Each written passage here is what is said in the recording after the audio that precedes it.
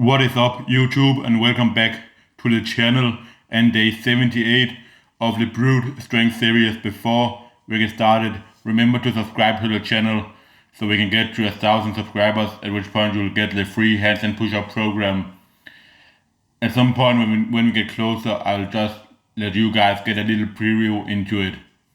So this is my training from yesterday, and I returned to the max effort stuff, working up to a max single long paused SSB squat. So I didn't have many expectations here. I wanted to get up at least like somewhat close to 180 because I've done 195 without a pause. So what you're seeing here, this is 160, still moving pretty decent. Then this 170 was harder than I expected it to be. You can see I'm grinding pretty hard here, so I decided only to take a 5 kg jump, which I think was the right decision. I felt like I could possibly grind out one more rep there, which is what I want for my strength, like max effort stuff. Because even though it's max effort, you shouldn't take it all the way to failure. It should just be an RP9 because it'll give you the same benefits, but with less fatigue, which is something Matt Winning has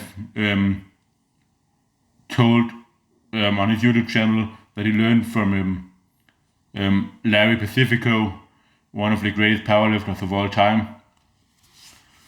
And then after that, I did just like 4 sets of 3 with 140 kg, just for some extra volume, not that hard, like maybe like RP6, something like that. So just to get in like some good overall volume. Then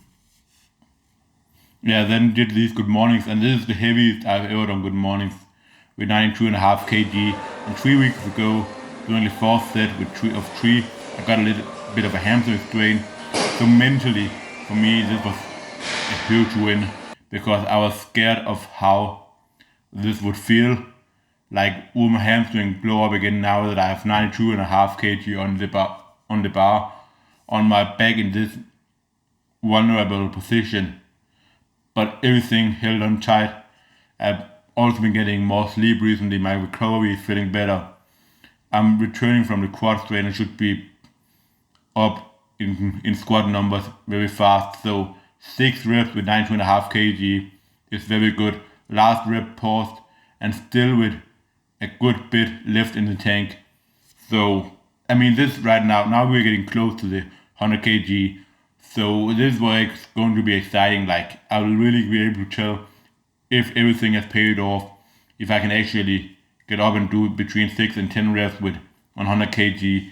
If I feel like I have some reps in the tank in 3 weeks where I have to do 6 reps with 95 kg, then I'll be able to say for certain that 100 kg for 6 at least is there. But I would most rather want to be able to do 8 reps at least, but 10 would be like absolutely like fantastic. So then I did the leg extension set that you just saw, just trying to get a little bit extra volume into my quads. I think I'm going to be only squatting twice a week, but then adding in leg extension on 1 or 2 days, just because I think like my posterior chain is obviously like God tier strong. You're watching my hinges. I'm getting close to a 300 kilo deadlift, hopefully getting it within 2 months. At a body weight of like 95 kg, which is like, so for someone who is lifting naturally and having no gear, like no belt at all, and lifting totally like conventional, that is like God tier strength. But I feel like my squat is lagging behind, and that if I can squeeze out a little bit more quad work, like just like direct isolation and build up some mass, that should 100% benefit me in the long run. So that is the goal with that. And also like just give like a huge burn, like the pump that I don't really get from squats at all. So that also tells me that it should be pretty effective. Or maybe in my squats, I'm letting my posterior chain take over instead of my quads.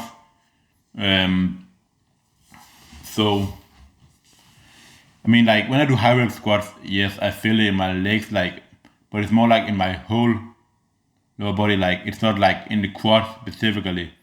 And the contraction I get during leg extensions, you don't really get in the quads because leg extension are hardest in the shortened position, which the squat is obviously not. Like when you log out the rep, there's no resistance at all, so you don't get that like squeeze.